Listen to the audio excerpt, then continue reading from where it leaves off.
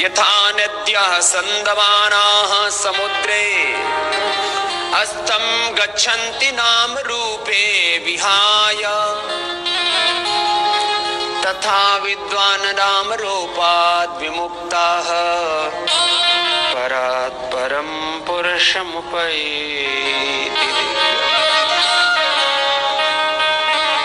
ऐसे हम उस पर ब्रह्म परमेश्वर में परम आश्रय प्राप्त करें। ऐसा ही होगा, बस करते जाओ कपालभाति, और अंतर में एक तड़प, एक विरह, एक लगन, शरणागति भगवान की। प्रभु बस आपकी शरण, अब उद्धार करो, प्रभु स्वीकार करो, अब तो कृपा करो, अनुग्रह करो। अब आत्मनिर्मल गंग में निस्सीम प्रेम तरंग में, अब आत्मनिर्मल निस्सीम प्रेम तरंग में, उस अजनामय अंग में, उस अजनामय अंग में अस्तित्व अपना खो चुके हैं, ओम के हम हो चुके हैं, देव पथ के पथिक हैं। ओम के हम हो चुके हैं, वेद पथ के पथिक हैं।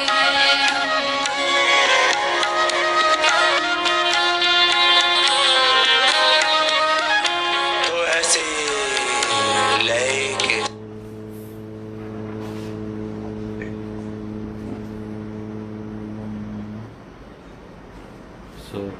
सहनावतु सहनो भुनक्तु सह वीर्यं करवावहै तेजस्विनावधीतमस्तु मा विद्विषावहै। ओम शांति शांति शांति। ओम श्री परमात्मने नमः। ओम श्री गुरुभ्यो नमः। ओम सर्वेभ्यो नमः।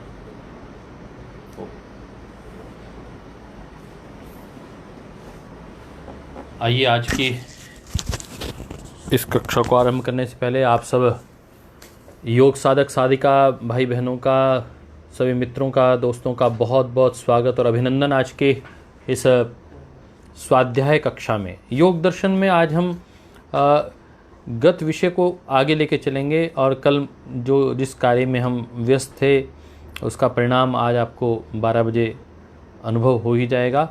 उसकी चर्चा भी हम थोड़ा सा लेके करेंगे, परंतु हम चर्चा कर रहे हैं कि आखिर सुख दुख होता क्या है और संस्थान में शरीर में कैसे व्यवहार करना, उसकी चर्चा की गई है। हम कल के पाठ से पहले आगे लेके चलना शुरू करते हैं।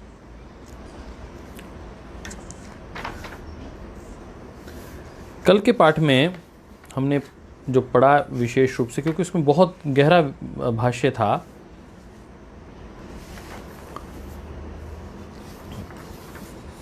परिणाम ताप संस्कार दुःखैर गुण वृत्तिर विरोधाश्च दुःखमेव सर्वं विवेकिनः।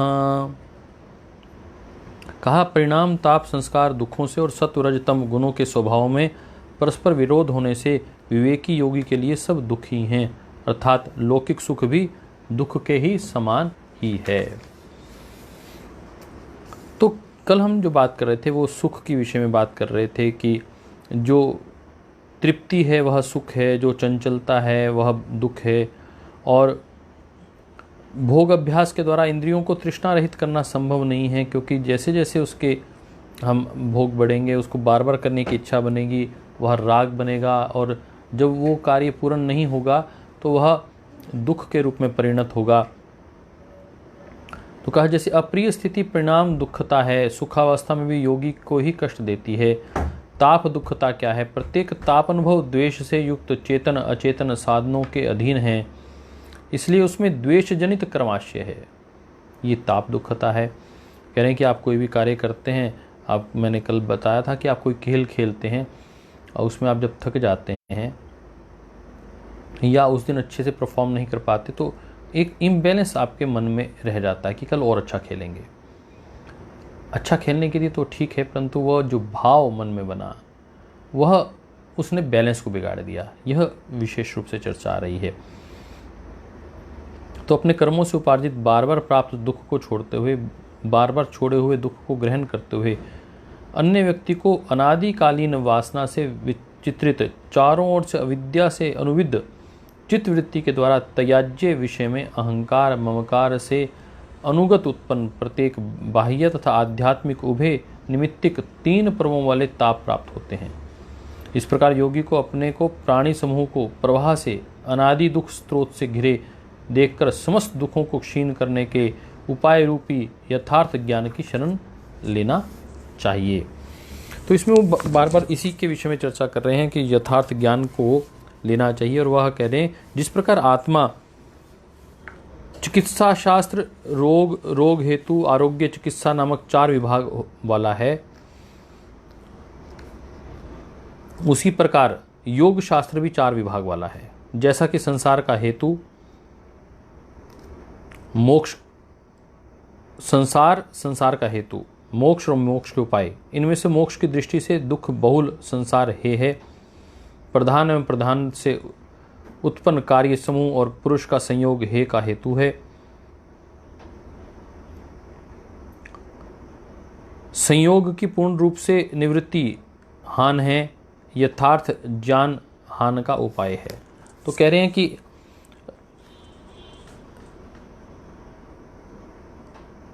जो संसार है वो यदि मोक्ष के दृष्टिकोण से देखा जाए तो हे है, वह त्याज्य है, उसको अपने को स्वीकार नहीं करना है।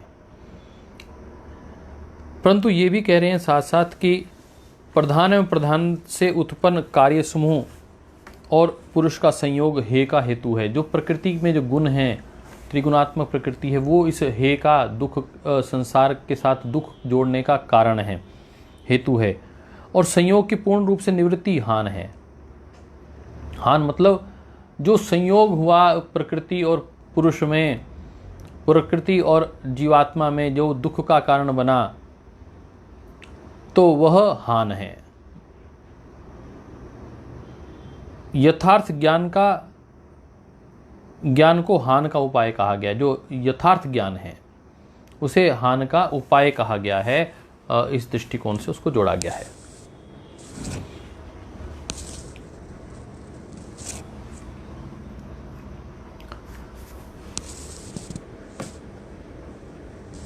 हाँ, इसको थोड़ा सा देख लेते हैं। तो हम आपके साथ चर्चा कर रहे थे, क्योंकि 4 शब्द आप लिख लीजिए, हे, हेतु, हान और हान का उपाय। हे क्या है? यह संसार। योगी के लिए जिसको मोक्ष को प्राप्त करना है उसको ये मानना पड़ेगा। आज बापू पढ़कर विट्ठल माझा के विषय में बता रहे हैं। उनको बहुत अभिनंदन, मेरे बहुत प्रिय साथी हैं। तो हम कह रहे थे कि 4 मुख्य बिंदु हैं। जैसे चिकित्सा शास्त्र में 4 मुख्य चीज़ें हैं कि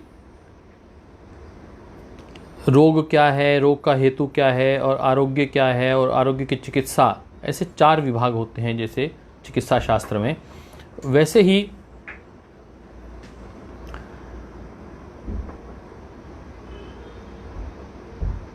मोक्ष की दृष्टिकोण से जो दुख बहुल संसार है उसको हे कहते हैं। और जो पुरुष का संयोग है ये हे का हेतु है। पुरुष का संयोग, ये त्रिगुणात्मक प्रकृति संसार, उन्होंने कहा कि यह हे है। हे का हेतु क्या है? वह उसका संयोग, आत्मा और प्रकृति का संयोग, यह हेतु है। और हान क्या है? हान मायने जब वो उस सारे दुख से निवृत्त होकर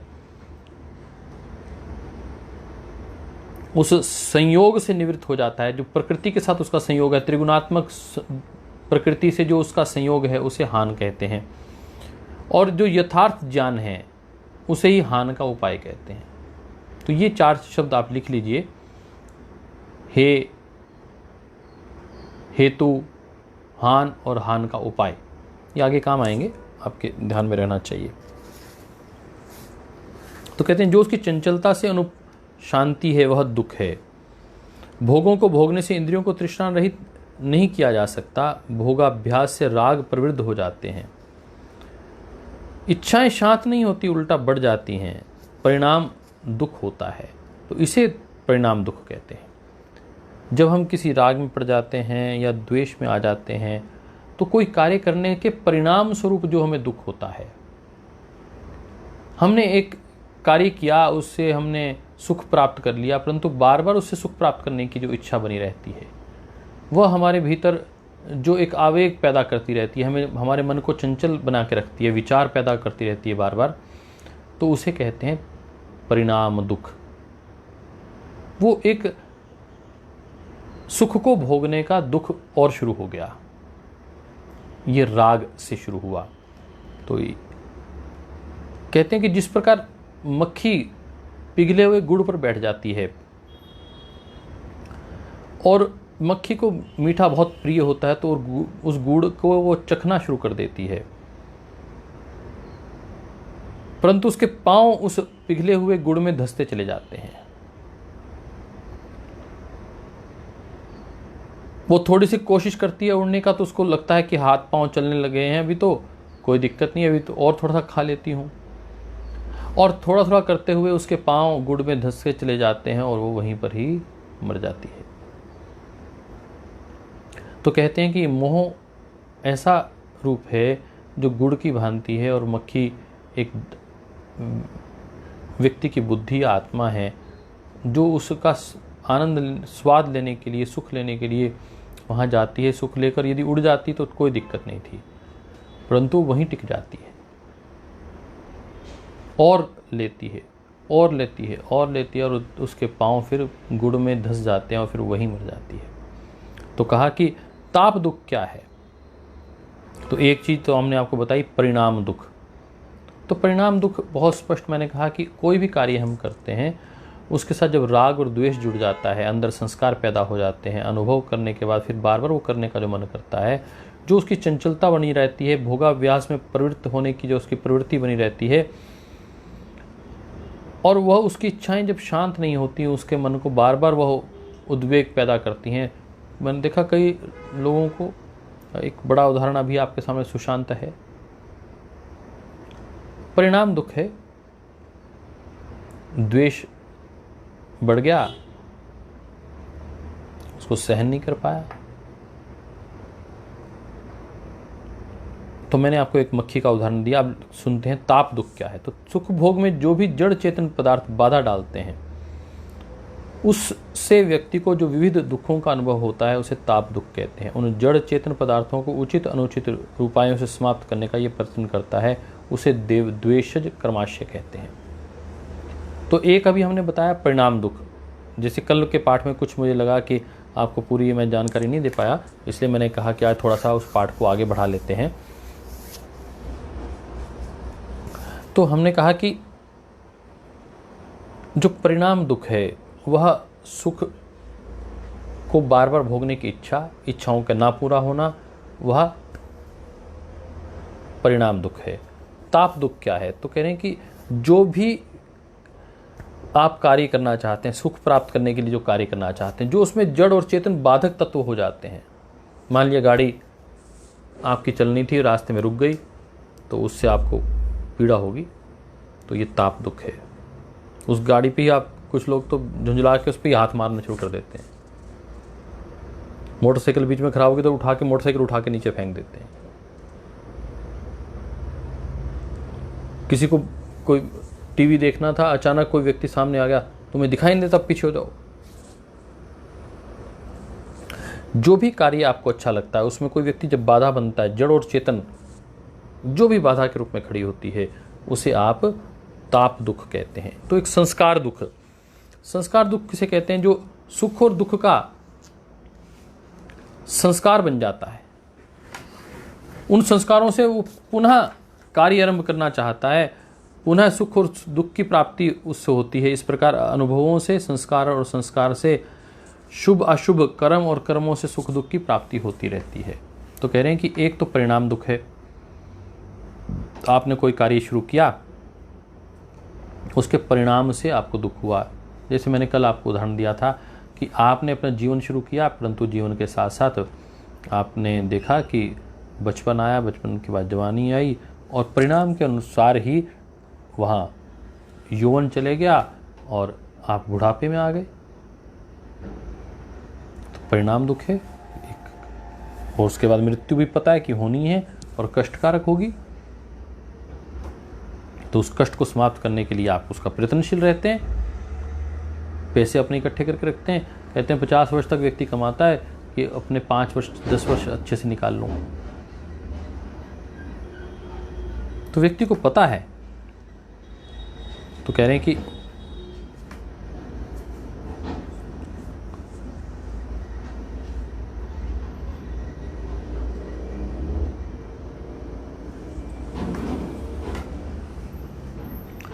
तो दूसरा ताप दुख है। कोई कार्य आप करने जा रहे हैं, उसमें बीच में जो बाधा आ जाती है उससे आपका द्वेष हो जाता है, उसको आप हटाने का प्रयास करते रहते हैं निरंतर, वह ताप दुख है। तीसरा संस्कार दुख है। आपने एक कार्य किया था और उस कार्य को करने से आपको बहुत अच्छा लगा,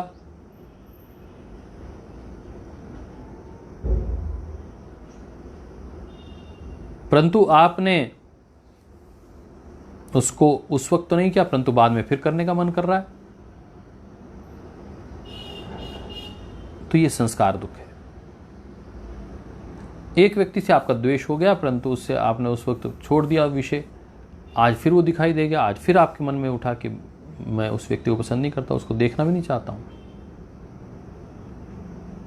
तो ये संस्कार दुख है। आपके अंदर एक सुख दुख बैठ गया है, एक अंदर एक भाव बैठ गया है। और एक गुण वृत्ति विरोध दुख है कि सत्वगुण सुख वाला है, रजस दुख स्वभाव वाला है, तमस मोह वाला है। ये लिख लीजिए 3 शब्द। सत्व सुख वाला है, रज दुख वाला है, और जो तम है वो मोह वाला है। उससे मोह जहां पैदा हो रहा है, तो समझ लीजिए वह तमोगुण हो गया है। जहां दुख मिल गया है, एक बार तो छूट गया ना, परंतु मोह में तो लगातार दुख बना रहता है। रजस में क्रियाशीलता रहती है, दुख आया और चले गया, दुख आया और चले गया। मोह में निरंतरता बनी रहती है। और सत्व सुख प्रदान करता है। तो कह रहे हैं कि तीनों आपस में विरोध स्वभाव के हैं।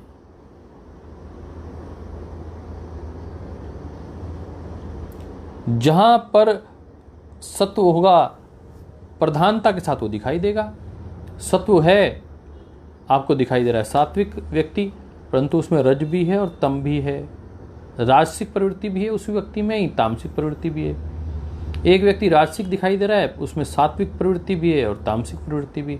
एक व्यक्ति पूर्णतः तामसिक दिखाई दे रहा है, परंतु उसमें भी सात्विक प्रवृत्ति है और राजसिक प्रवृत्ति इस वक्त, परंतु उसकी जो प्रबुद्ध प्रवृत्ति है वो तामसिक दिखाई दे रही है। तो आज हमने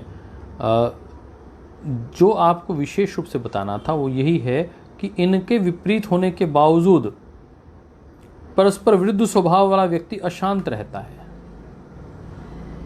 इसका नाम गुण वृत्ति विरोध है। जब सुख प्रबल रूप से रहता है तो वहां पर अभिभूत रूप से दुख और मोह भी रहता है। जहां आपको सुख अनुभव होगा वहां ध्यान रख लीजिए कि तीनों गुण ही होते हैं, साथ साथ ही चलते हैं वो। यदि आपको सुख अनुभव हो रहा है तो उसमें कहीं ना कहीं सुख का मतलब है कि आपको सत्व का अनुभव हो रहा है, आप सात्विक हैं, सत्व गुण के कारण हो रहा है ना आप में। तो उसमें सात्विक गुण प्रधान है, केवल सात्विक गुण नहीं है, तीनों गुण एक साथ रहते हैं, ये ध्यान रखिएगा बस। सत्व में सुख, रजस में दुख और तमस में मोह, ये तीनों साथ रहेंगे। आपने यदि सुख का उपयोग कर लिया और अपने रजस और तम को दबा के रखा तो गाड़ी चल जाएगी, आपको सुख का अनुभव होता रहेगा। परंतु जैसे ही आपने सत्व के साथ रज को ले लिया और अधिक करने का प्रयास किया, राग बन गया और फिर वह मोह में परिवर्तित हो गया तो तामसिक हो जाएगा। तो आपको तय करना है, तीनों गुण एक साथ चलते हैं। कोई भी व्यक्ति केवल सात्विक नहीं होता, उसमें राजसिक और तामसिक प्रवृत्ति बनी रहती है, परंतु वह गौण रूप में रहती है, प्रधान रूप से वह सात्विक दिखाई देता है। तो ये ध्यान में, इसका क्या अर्थ है? इसका अर्थ ये है कि दुख मिश्रित सुख है। जहां भी आपको सुख दिखाई दे रहा है वहां आपको दुख का भी दर्शन होना चाहिए और मोह का भी दर्शन होना चाहिए। जहां सुख मिलेगा वहां आपको दुख भी मिलना है और मोह भी होना है। अब आपका निर्णय है कि आप उसको कैसे बचाते हैं। तो कह रहे हैं इस अविद्या के निराकरण का उपाय तत्व ज्ञान है। उसका एक ही रास्ता है बचने का कि आप ज्ञान के मार्ग को अपना लें। ज्ञान का मार्ग यदि अपना लिया तो यह योग दर्शन 4 विभागों में विभाजित है। लिख लीजिए, इस योग दर्शन में 4 बातें समझाई जा रही हैं। नंबर 1, दुख और दुख का कारण। दूसरा, सुख और सुख का कारण। तो 4 हो गए। सुख क्या है और सुख का कारण क्या है, दुख क्या है और दुख का कारण क्या है। ये 4 चीजें जहां समझाई जाती हैं उसे योग दर्शन कहते हैं। बताओ, यदि आपको यूं पता चल गया कि सुख क्या है और सुख का कारण क्या है, तो फिर आप दुख की ओर क्यों जाओगे? फिर दुख को भी बता दिया कि दुख क्या है और दुख का कारण क्या है, तो व्यक्ति को समझना आसान हो जाता है ना। तो कहा गया कि ये बात ध्यान योग्य है कि जो ऋषि मुनि हैं उनके लिए सुख दुख हे योग्य है, वो उसको हे मानते हैं। तो इसलिए सूत्रकार ने विवेक प्राप्ति और उससे वैराग्य प्राप्ति कैसे हो ये बतलाया है कि साधक परिणाम दुख, ताप दुख, संस्कार दुख और गुणवृत्ति दुख के स्वरूप को सूक्ष्मता से जान लेता है, उसको शीघ्र ही पर वैराग्य की प्राप्ति हो जाती है। वैराग्य की प्राप्ति हो जाती है। इसलिए समाधि की सिद्धि के लिए परिणाम आदि दुखों का स्वरूप अवश्य जानना चाहिए। तो कह रहे हैं कि यह इसलिए बताया जा रहा है कि आप अपनी समाधि अवस्था को भूले नहीं, उसको प्राथमिकता दें। हेयम दुखम अनागतम, कि जो आया नहीं है दुख उसको कैसे हम रोकें। तो कह रहे हैं कि नंबर 1, मनुष्य शरीर की प्राप्ति किस कारण से होती है? तो उत्तर है कि धर्म आचरण से होती है। यदि मुझे पशु यदि मिलती तो बहुत अधिक दुख भोगना पड़ता। हाँ, निश्चित रूप से ज्यादा दुख भोगना पड़ता। परंतु जो पशु और मनुष्य की योनि है उसमें क्या अंतर है? पशु को जो योनि मिलती है वो भोक्ता योनि है, परंतु जो मनुष्य को योनि मिलती है वो कर्म योनि है। वहां नए कर्म आप कर सकते हो, परंतु जीव बनने पर, पशु बनने पर आप केवल अपने कर्मों का भुगतान करते हो, क्योंकि बहुत ज़्यादा होते हैं इसलिए उनको पशु योनि में भेजा जाता है कि उनका भुगतान कर लिया जाए। परंतु जिनके लगभग बैलेंस की स्थिति में रहते हैं उनको मानव बना दिया जाता है। तो कह रहे हैं कि सुख क्या है और सुख का कारण क्या है, दुख क्या है, दुख का कारण क्या है, इसके विषय में हम आपको बताएंगे। तो इसका कारण है हेयम दुखम अनागतम, उस परमात्मा को ना जानना।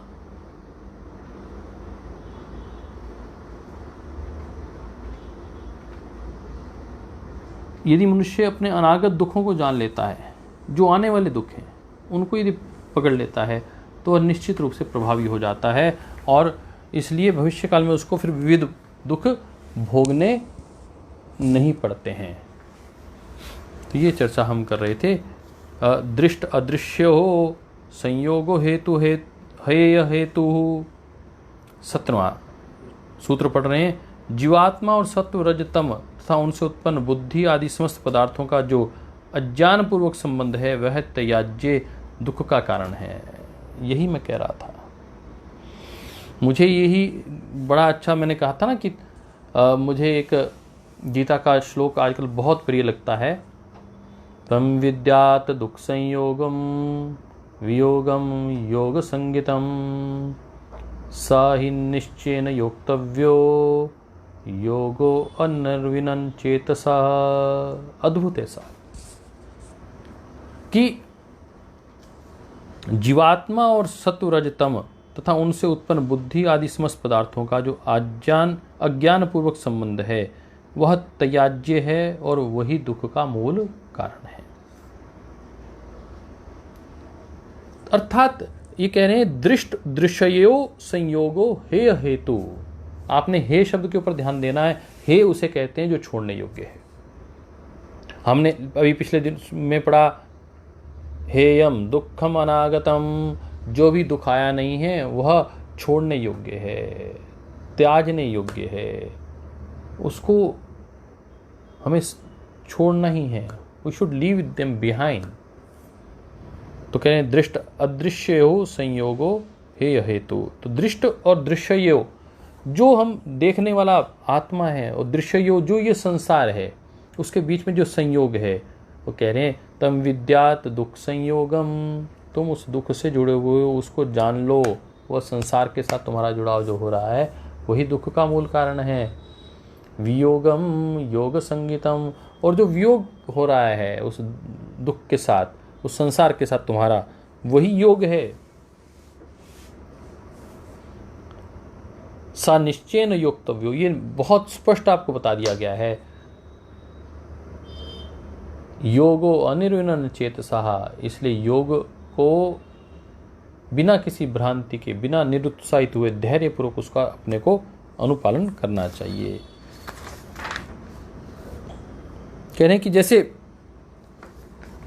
ये दृश्य अयस्कांति के तुल्य है। अयस्कांति कहते हैं चुंबक, जैसे समीपता के कारण लोहे को अपनी ओर से खींच लेता है, ऐसे ही ये दृश्य जीवात्मा को समीपता कारण अपकार करता है, अर्थात भोग और अपवर्ग को सिद्ध करने के लिए उसको अपनी ओर खींच लेता है। इसी कारण से जीवात्मा का ये स्व बन जाता है। और यदि जीवात्मा दृश्य के साथ स्वामी संबंध बना लेता है तो दृश्य उसके बंधन का कारण बन जाता है। बुद्धि जीवात्मा के अनुभव का विषय बनती है, अर्थात जीवात्मा अनुभव करने वाला कर्ता और बुद्धि अनुभव क्रिया का कर्म बनती है। तो यहाँ जो वास्तविक रूप से बुद्धि जड़ पदार्थ है, बुद्धि का उपादान कारण प्रकृति है और यह एक स्वतंत्र पदार्थ है, परंतु वह आत्मा को जो जो भोगना पड़ता है वो सब उस बुद्धि की वजह से है। बुद्धि की नालायकी और बुद्धि की अकलमंदी दोनों के कारण ही आपका भोग और उपवर्ग ठीक होता है, क्योंकि जीवात्मा दृक् शक्ति और बुद्धि दर्शन शक्ति इन दोनों का प्रयोजनकृत और प्रवाह से अनादि संयोग बंधन का कारण है। तो कह रहे हैं कि जो देखने की शक्ति है जीवात्मा, आंखें नहीं, जो देखने की शक्ति है, जो पीछे दिखाई दे रहा है, और बुद्धि दर्शन शक्ति, इन दोनों का प्रयोजनकृत एवं प्रवाह से अनादि संयोग जो देखने का कार्य करने वाली हमारी आत्मा है, एक जिससे दिखाई देता है, जो हमें चित्र आगे भेज रहा है और उसको देखता कौन है आगे? आत्मा। तो कहते हैं यदि कारण अभावात कार्य अभाव, यदि कारण का ही अभाव कर दें तो कार्य का अभाव भी अपने आप हो जाएगा। सत्वगुण के तपने पर बुद्धि के माध्यम से विषयों का अनुभव करने वाला जीवात्मा अज्ञानता के कारण उस तपन क्रिया को अपने अंदर मान लेता है। वास्तव में दुख गुण रजस का है। सत्वगुण, रजोगुण और तमोगुण, इन तीन सूक्ष्म द्रव्यों से समस्त संसार की उत्पत्ति होती है।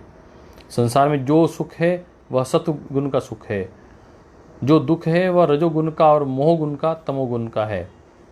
अज्ञानता के कारण जीवात्मा सुख दुख और मोह को अपना गुण मान लेता है। जब ज्ञानवर्धक दृश्य का उपयोग करता है तो उस जीवात्मा समस्त बंधनों से छूटकर मोक्ष को प्राप्त कर लेता है। तो कह रहे हैं कि योग दर्शन ने कहा है कि ये दृश्य और जो दृष्ट है उसका जो संयोग है उससे भोग और अपवर्ग की प्राप्ति होती है। इसलिए भोगों से ही संतोष कर लेते हैं। जो तत्ववेता हैं भोगों में दुख देकर उसका परित्याग कर लेते हैं और फिर उनको मोक्ष की प्राप्ति हो जाती है, विशेष सिद्धियां प्राप्त होती हैं। तो कह रहे हैं कि इस प्रकार के हैं कि उनको भोगों को में देखकर लोगों के भोगों की लगातार लाइन लगी हुई है, बड़े से बड़े भोग वाले लोग बैठे हैं। सबसे ज़्यादा तो मीडिया के में ये हमारी फिल्में बनाने वाले लोग हैं, जो ये प्लेटफॉर्म है। इतनी अश्लीलता परोसते हैं, इतनी शराब, इतनी सिगरेट परोसते हैं, तो भारत का युवा जो अपने आप को एंग्री यंग मैन बनाना चाहता है, वो उसका अनुसरण करता है। चलिए अब दृश्य का स्वरूप बताते हैं कि दृश्य क्या है। कह रहे हैं कि जो दृष्ट है, दृश्य, उस दोनों का जो संयोग है वही मूल कारण है हमारे दुख का। तो कह रहे हैं कि दृश्यो संयोगो हे हेतु, इसलिए उसका संयोग तो है, संयोगो हे हेतु, कि जो संयोग हुआ है वही मूल रूप से हे और हेतु है, छोड़ने योग्य है, या फिर वही कारण है उस आत्मा के साथ जोड़ने वाला। वह दृष्ट ही, जो दृश्य दिखाया जा रहा है, उसकी वजह से उसका संसार में बंधना तय है। तो कह रहे हैं कि अब क्या कह रहे हैं फिर आप, कह रहे हैं कि वो जो हम आपको कह रहे थे प्रकृति, उसके विषय में बता रहे हैं कि त्रिगुणात्मक प्रकृति कैसी है और वो कैसे आगे पीछे होती है। एक गुण ही प्रधान होता है उसमें, बाकी दो गुण उसके पीछे चलते हैं। तो कह रहे हैं प्रकाश क्रिया स्थितिशीलम भूतेन्द्रियात्मकम भोग अपवर्गार्थम दृश्यम। तो कह रहे हैं प्रकाश क्रिया स्थितिशीलम, प्रकाश क्रिया और स्थिति जिसका स्वभाव है, भूत इंद्रियात्मकम, भूत और इंद्रियां जिसका स्वरूप है, भोग अपवर्गाम, भोग और अपवर्ग जिसका अर्थ प्रयोजन है, वह दृश्य है। तो कह रहे हैं कि वह परमात्मा जो इस आत्मा को बनाया है वो दृष्ट है, और दृश्य वो है जो हमें भोग और अपवर्ग के रूप में प्राप्त होता है। उसे ही जो संसार की वनस्पतियाँ, अनाज, वो सब चीज़ें दृश्य हो जाती हैं। तो कह रहे हैं कि जिस प्रकार योद्धाओं में विद्यमान जय व पराजय स्वभाव वाली कही जाती है, क्योंकि ये ही उस फल का भोगता है, उसी प्रकार बुद्धि में ही वर्तमान बंध और मोक्ष पुरुष में कहे जाते हैं, क्योंकि वही उस फल का भोगता है। बुद्धि का ही पुरुषार्थ पूर्ण न होना बंध है, उस प्रयोजन का परिसमापन होना मोक्ष है।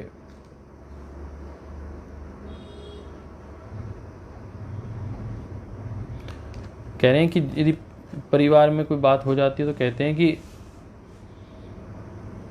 मोक्ष कैसे मिलेगा। तो कह रहे हैं क्योंकि जो उस फल का भोगता है, बुद्धि का ही पुरुषार्थ प्रयोजन का पूर्ण न होना बंध है, ये प्रयोजन का परिसमापन मोक्ष है। जो बुद्धि के कार्य चल रहे हैं उनका यदि पूर्ण नहीं होता तो वह हमारे लिए बंधन बन जाते हैं, और उस प्रयोजन का परिसमापन मोक्ष है। और उसको यदि हमने उससे निवृत्त होने की बात सोची है तो उसका नाम ही मोक्ष है। उसके लिए आपको ये मेहनत करनी पड़ेगी। ताप दुख, परिणाम दुख, इनको त्रिगुणात्मक ज्ञान दुख, इनको अपने को समझना पड़ेगा और इसके माध्यम से अपने को आगे बढ़ना पड़ेगा। क्योंकि मैं ये देख रहा था कि अच्छे खासे और अपने को इसका अध्ययन करना है।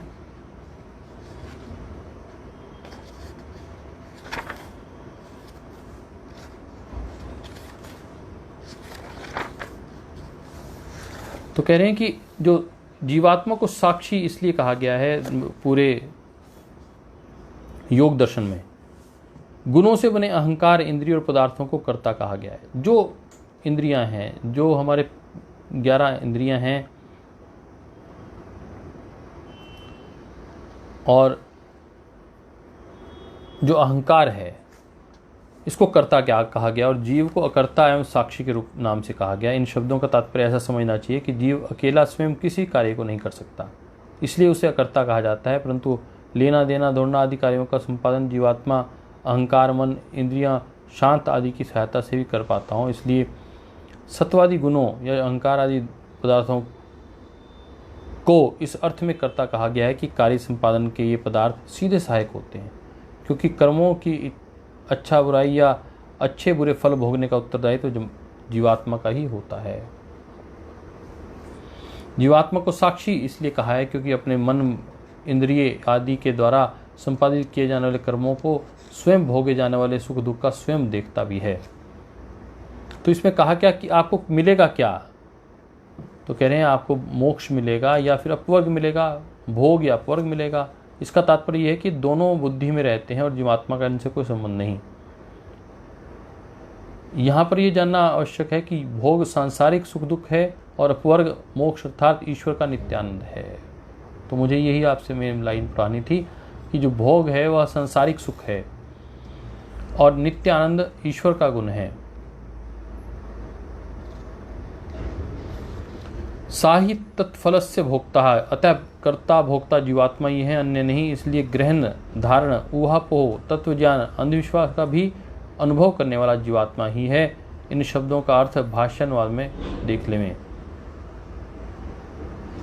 साहि तत्फलस्य भोक्ता, जो ये फल है उसका भोक्ता भी वह परमात्मा है। तो आज हमने 17वां और 18वां सूत्र पढ़ा।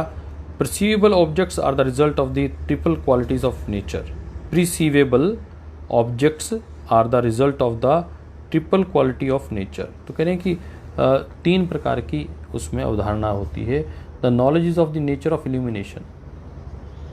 तो कह रहे हैं त्रिगुणात्मक जो प्रकृति होती है उसमें उसका जो गुण है ना,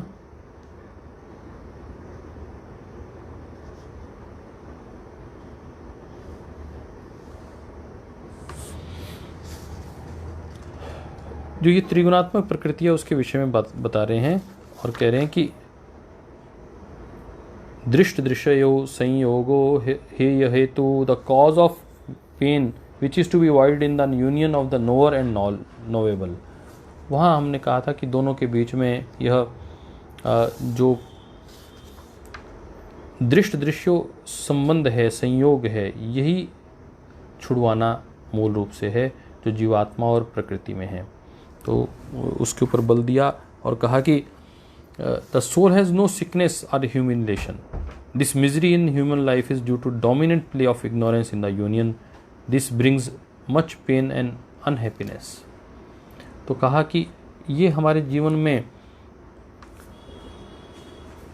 हमें कहते हैं कि हमें बुखार हो गया, परंतु आत्मा को बुखार थोड़ी होता है। हम कहें कि शरीर मेरा ताप युक्त हो गया है। कोई दुख हो गया, शारीरिक और मानसिक दुख हो गया, तो आप ये ना कहें कि मुझे अर्थात मेरी आत्मा को वो दुख हो गया। आप कहेंगे वो आपकी बुद्धि को दुख हुआ है, आपके शरीर को दुख हुआ है, परंतु आपको दुख नहीं हुआ है, क्योंकि वह तो सत्यचित आनंद स्वरूप आपकी आत्मा है। It is my body not I am the body. ये मेरा शरीर है परंतु I am not the body. It is my body that is sick not that I am sick. My mind is restless and sad not me. Thus one can easily disassociate from such experience. तो कह रहे हैं कि इसके कारण जब आपको पता चल जाएगा दृष्ट और दृश्य का संयोग जब होता है तो दुख होता है।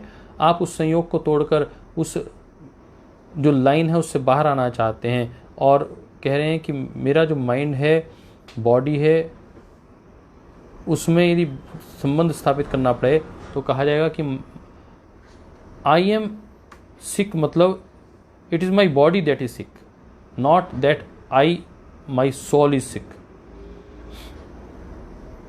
तो इस हैबिट को बनाएं। You are essentially pure consciousness. You are observing the world of objects and even living beings including the body. You are distinct and free from them. Cultivate this knowledge in every breath, then you are free. कह रहे हैं कि यही आपने आदत बना ली कि मैं शरीर नहीं हूँ, जिसे पीड़ा हो रही है वो मैं नहीं हूँ, जिसे क्रोध आ रहा है वो मैं आत्मा नहीं हूँ, जिसे ये कष्ट प्राप्त हो रहा है, शारीरिक या मानसिक कष्ट प्राप्त हो रहा है, वो भी मैं नहीं हूँ। वो बुद्धि को हो रहा है, बुद्धि जड़ है, मन को हो रहा है, वो जड़ है, परंतु मुझे नहीं हो रहा है। तो you are observing this world of objects and even living beings including the body. You are distinct and free from them. Cultivate this knowledge in every breath, then you are free. कह रहे हैं कि एक एक क्षण में यदि आपने ये सोचना शुरू कर दिया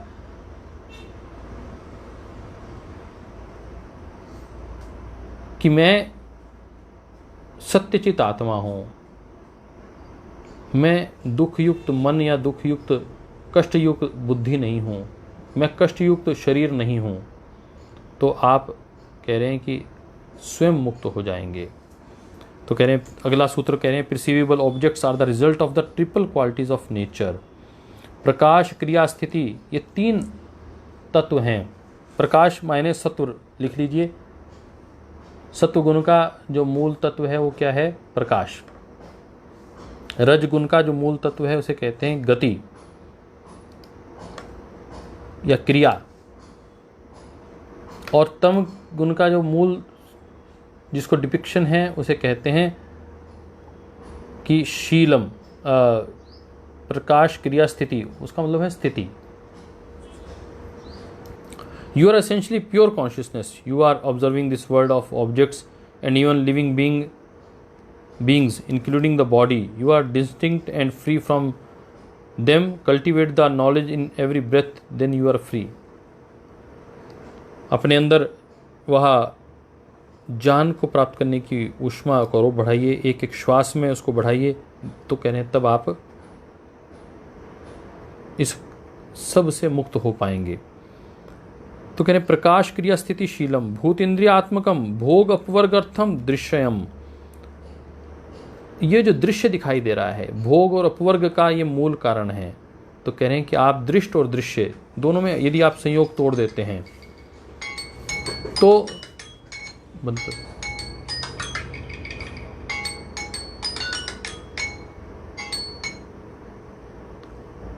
काट दो आगे से। तो यदि इस प्रकाश, क्रिया, स्थिति, ये 3 प्रकार की जो स्थितियां हैं उसमें आपस में जो संबंध है उसको आत्मा के साथ नहीं जुड़ने देते हैं। भोग और उपवर्ग का मूल जो है वह ये संसार दृश्य ही रूप है। तो इसके विषय में आगे बात कर रहे हैं।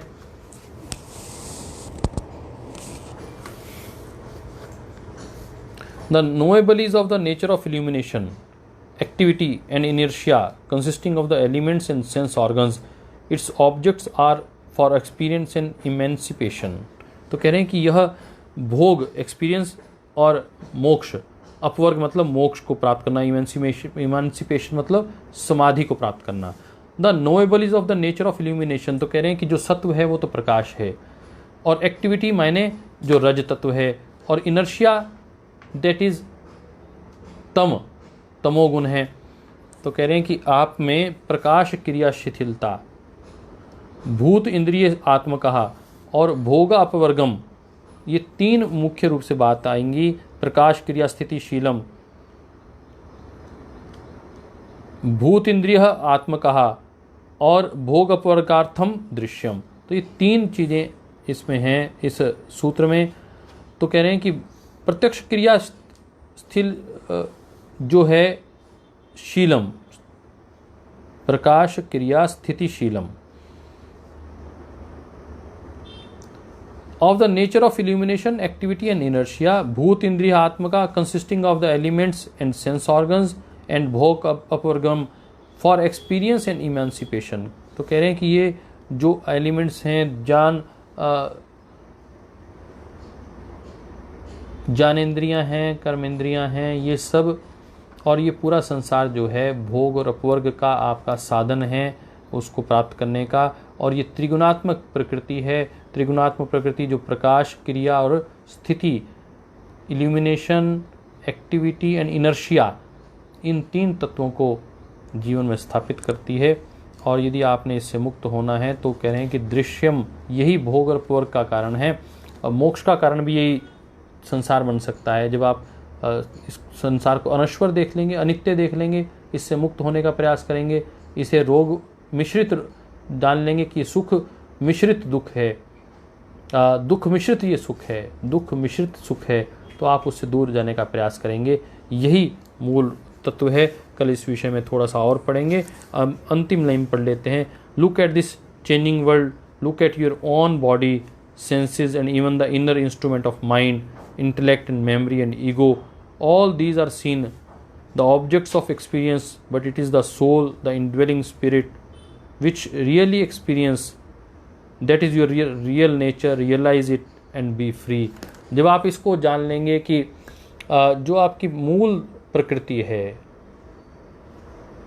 वो जो भूत इंद्रियात्मक है और भोग और अपवर्ग का कारण है वो क्यों है, वह जब आत्मा आपकी संसार से जुड़ती है उसी से ही दुख प्राप्त होता है और उसी से कहने सुख प्राप्त होता है। आप यदि उससे तीसरा रास्ता ईश्वर का आनंद की प्राप्ति की ओर ले चलेंगे तो वही दृश्य आपके मोक्ष का कारण भी बन सकता है। तो कहा कि भोग का कारण भी बन सकता है और अपवर्ग का कारण भी बन सकता है। इतनी बात कहते हुए आज आपको बधाई देते हैं। आज डॉक्टर्स डे है, बहुत से डॉक्टर हमारे साथ जुड़े हुए हैं, उनको भी बहुत अभिनंदन। और आपके माध्यम से सभी चिकित्सकों का जो इस चिकित्सा विज्ञान से जुड़े हैं उनका भी आज अभिनंदन करते हैं। और आज परम श्रद्धेय स्वामी जी, परम श्रद्धेय आचार्य श्री की तपस्या को एक बल मिला है। 12 बजे आप उसको भी अवश्य देखें। और आज हम एक कोरोनिल विजय, पतंजलि विजय के नाम से ट्रेंड कर रहे हैं, उस ट्रेंड में भी शामिल हों। इतना ही कहते हुए आपको बहुत बहुत अभिनंदन, बहुत मंगल कामनाएं।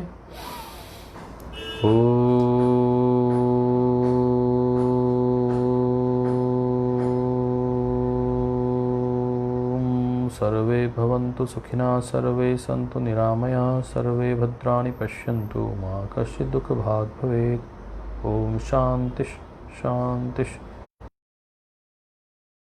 सर्वेभ्यो नमः, गुरुभ्यो नमः। सर्वेषामपि सुखिनो भवन्तु। ओम श्री परमात्मने नमः। ओम।